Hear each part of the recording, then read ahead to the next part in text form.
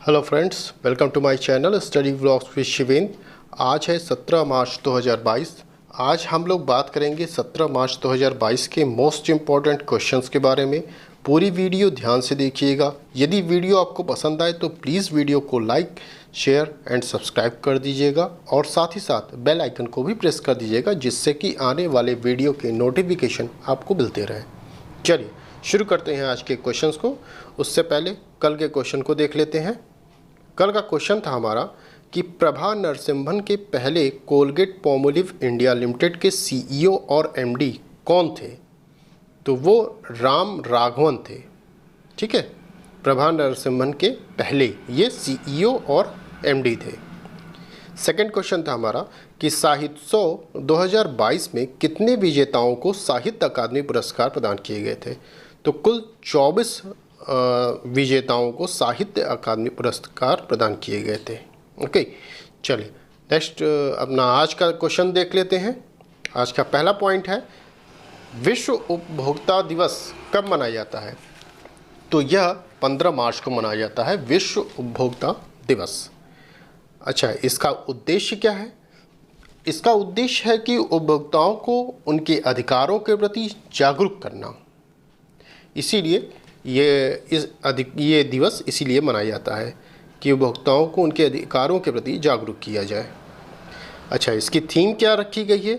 Fair digital finance. मैंने आपसे कहा है कि छोटी थीम है तो इम्पोर्टेंट है, ये डेट भी इम्पोर्टेंट है आपके लिए। ठीक है, विश्व उपभोक्ता अधिकार दिवस। अब दिवस की बात हो रही है तो पिछले जो हमने विगत दिनों में जो दिवस पढ़ रखे हैं उनके विषय में थोड़ा सा रिवीजन कर लेते हैं। 1 मार्च को 2 दिवस पढ़ते हैं। मैंने आपको बताया था विश्व नागरिक सुरक्षा दिवस, शून्य भेदभाव दिवस, ये दोनों दिवस आपके 1 मार्च को पढ़ते हैं। 3 मार्च को विश्व वन्य जीव दिवस पड़ता है।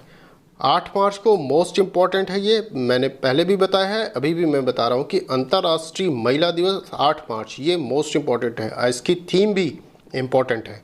थीम क्या थी? Gender equality today for a sustainable tomorrow.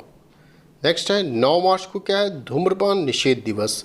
यह कब मनाया जाता है? मार्च महीने के दूसरे बुधवार को। ये पता रहे आपको, मार्च महीने के दूसरे बुधवार को धूम्रपान निषेध दिवस।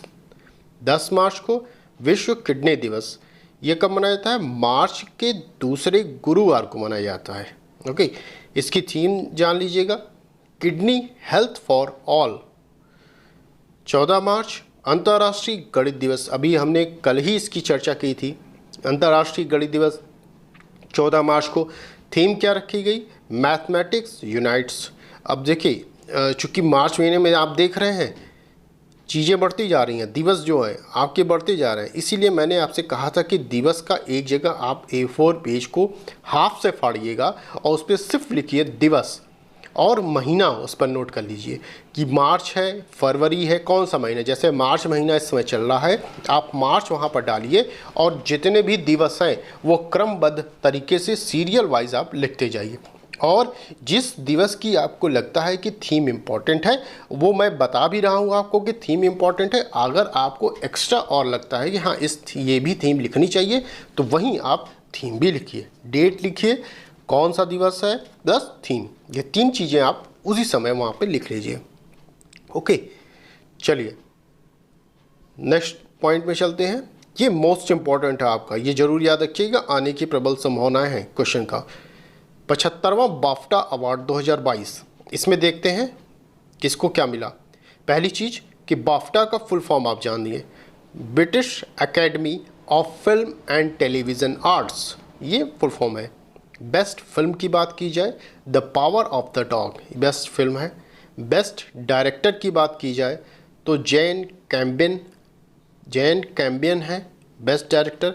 अच्छा, एक चीज़ ध्यान रखिएगा, आप लोग क्या करते हैं, बेस्ट फिल्म याद कर लेते हैं, एक्टर याद कर लेते हैं, एक्ट्रेस याद कर लेते हैं, बट अब डायरेक्टर भी याद करिएगा, जो इम्पोर्टेंट है, क्योंकि डायरेक्टर भी अब पूछा जा रहा है, तो इसलिए बेस्ट डायरेक्टर जो है उनका नाम भी याद करिएगा। तो बेस्ट डायरेक्टर इसके कौन? जैन कैम्बियन।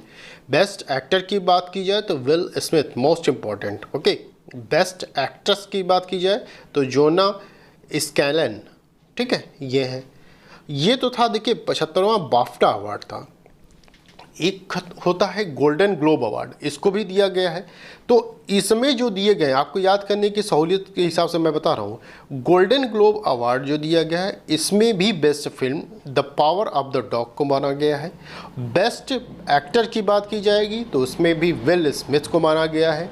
बेस्ट एक्ट्रेस की बात की जाएगी तो जोना स्कैलन को माना गया है। ठीक है, तो ये सभी चीज़ें जो बाफ्टा में हम पढ़ रहे हैं वही चीज़ें गोल्डन ग्लोब अवार्ड में भी हैं। तो आप दोनों एक साथ ये दोनों चीज़ें याद हो जाएंगी। पढ़ेंगे आप एक चीज़ मगर याद होगी दोनों चीज़ें। ठीक है, तो ये इंपॉर्टेंट है, आप याद रखिएगा। चलिए नेक्स्ट पॉइंट देखते हैं हम लोग। नेक्स्ट पॉइंट है फरवरी 2022 के लिए ICC player of the month किसे चुना गया है। तो ये 2 लोगों को चुना गया है। आपको पता होगा कि ये जो अवार्ड है player ICC player of the month, ये हर महीने आता है। तो ये इतना इम्पोर्टेंट नहीं होता है, बट जो आपका नज़दीक में एग्ज़ाम रहेगा उससे 1-2 महीने पहले का ये ज़रूर याद करके जाइएगा, क्योंकि इससे पूछा जा सकता है आपका। तो फरवरी 2022 के लिए ICC player of the month चुना गया किसे? श्रेयस अय्यर व अमेलिया केर को चुना गया है। श्रेयस अय्यर पुरुष हैं, भारतीय हैं ये श्रेयस अय्यर, जबकि अमेलिया केर महिला हैं। तो महिलाओं और पुरुषों में 2 लोगों को ये चुना जाता है हर महीने। ठीक, चलिए नेक्स्ट पॉइंट देखते हैं। एयर इंडिया का नया अध्यक्ष किसे नियुक्त किया गया है। तो यह एन चंद्रशेखरन को एयर इंडिया का नया अध्यक्ष नियुक्त किया गया है। इसमें और क्या पॉइंट है, एयर इंडिया अब टाटा ग्रुप के स्वामित्व वाली कंपनी है। इसकी भी चर्चा मैंने आपसे पहले वीडियो में बताया था मैंने कि अब एयर इंडिया किसके स्वामित्व में है, टाटा ग्रुप के स्वामित्व वाली कंपनी हो गई है। ठीक है, अब देखिए नियुक्ति हुई है तो राष्ट्रीय नियुक्ति और कौन कौन से इंपॉर्टेंट है उसके विषय में हम लोग जान लेते हैं। इसरो के नए अध्यक्ष की बात की है, ये मोस्ट इम्पॉर्टेंट है। चूँकि नई नियुक्ति की गई है तो ये ज़्यादा आपकी इम्पॉर्टेंट हो जाती है, इसको जरूर याद करिएगा। इसरो के नए अध्यक्ष एस सोमनाथ। प्रधानमंत्री सुरक्षा चूक मामले की जांच समिति की अध्यक्ष किसे नियुक्त किया गया था। तो इंदु मल्होत्रा को नियुक्त किया गया था। मोस्ट इम्पॉर्टेंट है, ये जो अध्यक्ष मैं बता रहा हूँ ये मोस्ट इम्पॉर्टेंट है, इसको जरूर याद करिएगा। इसरो के अध्यक्ष, प्रधानमंत्री सुरक्षा चूक मामले की जांच समिति के अध्यक्ष, और उसके बाद असम राइफल्स के महानिरीक्षक कौन है। तो विकास लखेरा। ये मोस्ट इम्पॉर्टेंट तीनों हैं, जरूर याद करिएगा। चलिए नेक्स्ट पॉइंट देखते हैं हम लोग। जर्मन ओपन बैडमिंटन 2022 में लक्ष्य सेन ने कौन सा पदक जीता। तो जर्मन ओपन बैडमिंटन 2022 में लक्ष्य सेन ने सिल्वर पदक जीता है। ठीक है, अब देखिए पदक से संबंधित चीज़ें हैं, थोड़ा और इम्पोर्टेंट क्या चीज़ है उसको देख लेते हैं। सैयद मोदी अंतर्राष्ट्रीय बैडमिंटन टूर्नामेंट 2022 में महिला एकल का खिताब किसने जीता था। पीवी सिंधु ने जीता था। चूँकि भारतीय हैं, नाम है, यहाँ जीता है, भारतीय खिलाड़ी द्वारा जीता गया है। तो यह जरूर याद रखिएगा कि सैयद मोदी अंतर्राष्ट्रीय बैडमिंटन टूर्नामेंट आपसे पूछा जाएगा 2022 महिला में किसने जीता, तो आप बताएंगे पीवी सिंधु ने जीता। ठीक है, चले नेक्स्ट पॉइंट चलते हैं। ये मोस्ट इंपॉर्टेंट है आपका, ये जरूर याद रखिएगा, मोस्ट इंपॉर्टेंट आपका टॉपिक है ये। सिप्री रिपोर्ट के अनुसार हथियारों का सबसे बड़ा आयातक देश कौन है। तो वह इस बार भारत को बनाया गया है। भारत सिप्री रिपोर्ट के अनुसार हथियारों का सबसे बड़ा आयातक देश बन गया है। सिप्री आया है, सिप्री का फुल फॉर्म हम लोग जानते हैं, Stockholm International Peace Research Institute, ये फुल फॉर्म है सिप्री। देखिए जो भी हथियारों के आयातक या निर्यात करने की बात आती है तो कौन रिपोर्ट जारी करता है, सिप्री द्वारा ही जारी की जाती है। सिप्री का फुल फॉर्म जानते रहिए आप, पूछा जा सकता है सिप्री का फुल फॉर्म क्या है। ठीक है, देखिए जो क्वेश्चन का नेचर होता है, आप ये इमेजिन करिए कि एग्जामिनर हमसे क्या पूछ सकता है। जैसे अब अभी तक हम लोग क्या पढ़ते हैं, इस रिपोर्ट के अनुसार हथियारों का सबसे बड़ा आयातक देश कौन बना, निर्यातक देश कौन बना, बस इतने तक हम पढ़ते हैं। मगर रिपोर्ट जिसने जारी किया ये भी हमें पढ़ना है, और यदि उसका फुल फॉर्म है तो फुल फॉर्म भी पढ़ के जाइए। ये जरूरी नहीं है सिर्फ कि आयातक या निर्यातक देश को ही पूछा जाए, आपसे उस रिपोर्ट का फुल फॉर्म भी पूछा जा सकता है। जैसे सिप्री है तो सिप्री का फुल फॉर्म भी पूछा जा सकता है। तो यहाँ तक आप पढ़ के पूरा जाइए, अब वैसे भी आपको पढ़ना चाहिए। ठीक है, तो सबसे बड़ा निर्यातक देश पूछा जाएगा तो अमेरिका है सबसे बड़ा निर्यातक देश।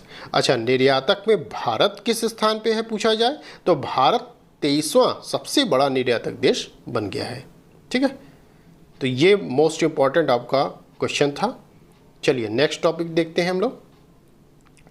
प्रदीप कुमार रावत को किस देश का भारत का राजदूत नियुक्त किया गया है? तो प्रदीप कुमार रावत को चाइना में भारत का राजदूत नियुक्त किया गया है। ओके, ये अभी नियुक्त हुए हैं चाइना में। देखिए अन्य और भी लोग राजदूत नियुक्त हुए हैं जो मैं बता रहा हूँ आपको, जो इम्पोर्टेंट है। एस बालचंद्रन बारबाडोस में भारत के उच्चायुक्त नियुक्त हुए हैं। ठीक है, पंकज शर्मा मैक्सिको में भारत के राजदूत नियुक्त हुए हैं। ओके, इन दोनों लोग का भी नाम आप याद रखिए क्योंकि इनकी नियुक्ति अभी हाल ही में हुई है। तो जो हाल ही में नियुक्ति की जाती है उनका नाम जरूर आप याद रखा करिए। ठीक है, चलिए नेक्स्ट पॉइंट देखते हैं। भारत में पूर्ण टीकाकरण की सूची में शीर्ष राज्य पर कौन है? तो ओडिशा बन गया है। भारत में पूर्ण टीकाकरण की सूची में शीर्ष राज्य पर ओडिशा है। ओके, ये अच्छा किसके तहत बना है ये? तो मिशन इंद्रधनुष एक अभियान था, इसके तहत ही पूर्ण टीकाकरण की सूची में इसको शीर्ष पर रखा गया है। ठीक है, अब देखिए ओडिशा आया है तो ओडिशा के विषय में थोड़ा सा हम लोग जान लेते हैं। ओडिशा की राजधानी क्या है? भुवनेश्वर है। ठीक है, भुवनेश्वर देखिए टीकाकरण से संबंधित मैटर है तो भुवनेश्वर मोस्ट इम्पॉर्टेंट आपका हो जाता है।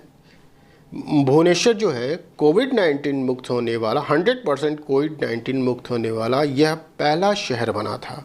ठीक है, मैं बार बार आपको बता रहा हूँ, यह ज़रूरी नहीं है कि जो इसमें लिखा हो, जो मैंने नोट डाउन किया है सिर्फ मैं वही बताऊँ, मैं एक्स्ट्रा भी बताता हूँ इसके अलावा भी। इसीलिए मैं कहता हूँ कि जब मैं करंट अफेयर्स पढ़ा रहा हूँ तो आप पढ़ रहे हैं, जब भी आप पढ़ रहे हो तो कॉपी और पेन लेकर बैठिए।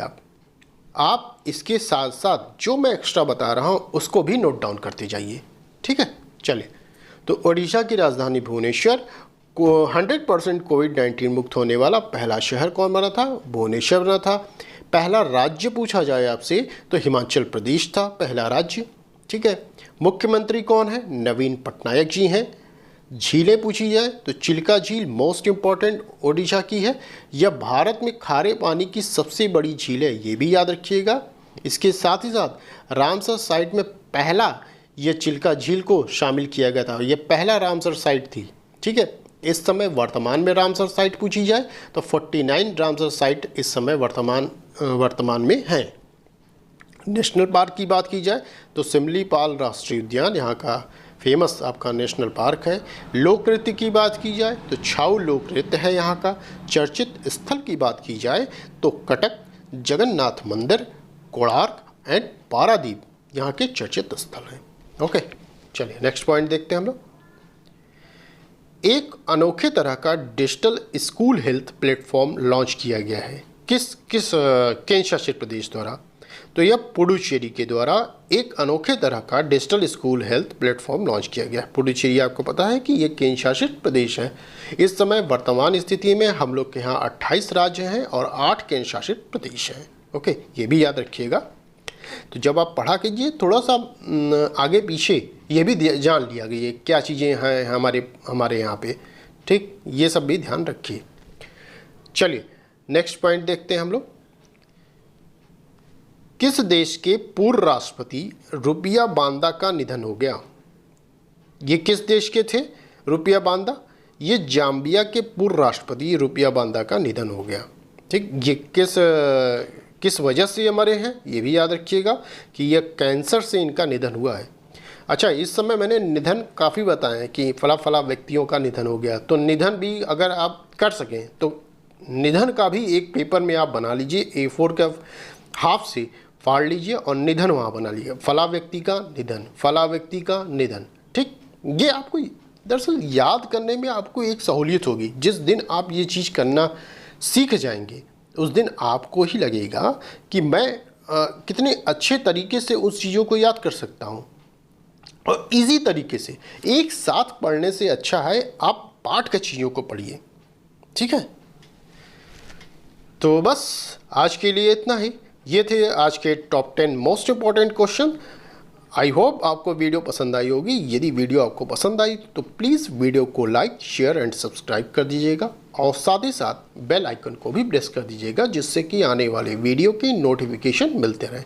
आपको पता है कि मैं रोज़ सुबह डेली 6 बजे यह करंट अफेयर्स की वीडियो डाल देता हूँ। तो जिस स्टूडेंट को देखना हो तो वो सुबह 6 बजे वीडियो ऑन करके देख सकता है। कोशिश करिए कि जब आप बैठें तो एक बार में पूरी वीडियो देख जाएं, हाफ ऑफ ना करके, बल्कि पूरी, क्योंकि आप उस समय रिदम में रहते हैं। और कॉपी पेन लेके बैठें प्लीज़। ठीक, चलिए अब आज के क्वेश्चन को देख लेते हैं जो आपका होमवर्क है। राष्ट्रीय गणित दिवस कब मनाया जाता है? आपका ऑप्शन है 14 मार्च, 22 दिसंबर, 15 जनवरी, 15 मई। चलिए नेक्स्ट क्वेश्चन है आपका, नाबार्ड का स्थापना किस वर्ष हुआ? आपके ऑप्शन है 1982, 1985, 1987, 1999। ओके, आप इसका आंसर कमेंट के माध्यम से मुझे बताइएगा कि कौन सा सही है। ओके, तो बस आज के लिए इतना ही, फिर मिलते हैं नेक्स्ट वीडियो में। Thank you.